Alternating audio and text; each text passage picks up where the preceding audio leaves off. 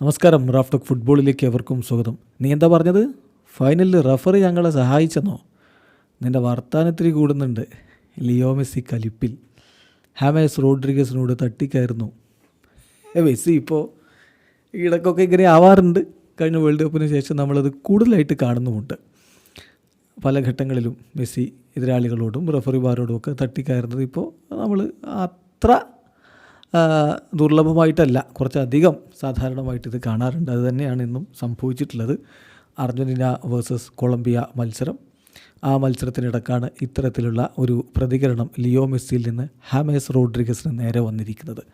കൊളംബിയയുടെ super താരമായ James Rodriguez പലവട്ടം കഴിഞ്ഞ കോപ്പ അമേരിക്ക ഫൈനലിൽ തങ്ങൾക്കെതിരെ അനീതി സംഭവിച്ചു എന്ന് മാധ്യമങ്ങളോട് പറഞ്ഞിട്ടുണ്ടായിരുന്നു. ഇപ്പം ഒരാഴ്ച മുമ്പ് പോലും അദ്ദേഹം അത് ആവർത്തിക്കുന്ന നമ്മൾ കേട്ടു. അദ്ദേഹം പറഞ്ഞത്, ഞങ്ങൾ ആ കോപ്പ അമേരിക്കയിൽ തോറ്റത് പുറമെ നിന്നുള്ള സമ്മർദ്ദം കൊണ്ടാണ് എന്ന് പറഞ്ഞാൽ ഞങ്ങളാണ് ചാമ്പ്യന്മാരാവേണ്ടിയിരുന്നത്. റഫറി ഒരുപാട് ഇൻഫ്ലുവൻസ് ആ കളിയിൽ ചെലുത്തി, ഞങ്ങൾക്ക് ലഭിക്കേണ്ട 1-2 പെനാൽറ്റികൾ തന്നില്ല എന്നൊക്കെ പറഞ്ഞുകൊണ്ട് അതിശക്തമായിട്ട് കഴിഞ്ഞ കോപ്പ അമേരിക്ക ഫൈനലിലെ റഫറിങ്ങിനെതിരെ ഹാമേസ് റോഡ്രിഗസ് സംസാരിച്ചിരുന്നു.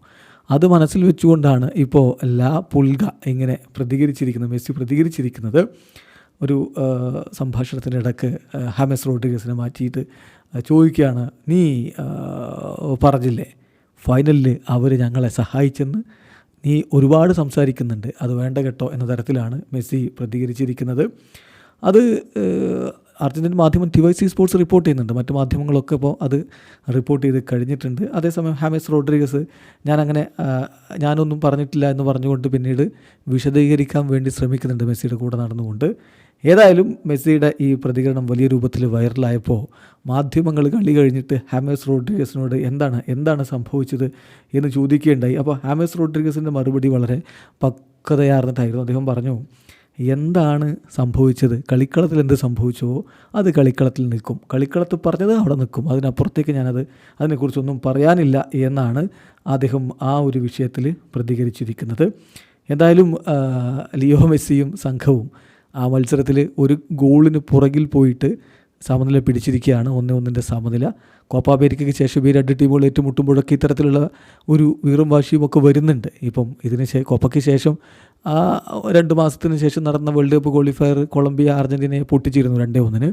ഈ കളിയും അവർ വിജയിക്കുമെന്നൊക്കെ വലിയ വാദമൊക്കെ ഉണ്ടായിരുന്നെങ്കിൽ പോലും അവസാനം തിയാഗോ അൽമേഡയുടെ ഗോളിൽ അർജൻറ്റീന കളി സമനിലയാക്കിയായിരുന്നു. ഇവിടെ അവസാനിക്കുന്ന ഫുട്ബോൾ ലോകത്തെ കൂടുതൽ വിശേഷങ്ങളുമായി റാഫ്റ്റോക്സ് എത്താം.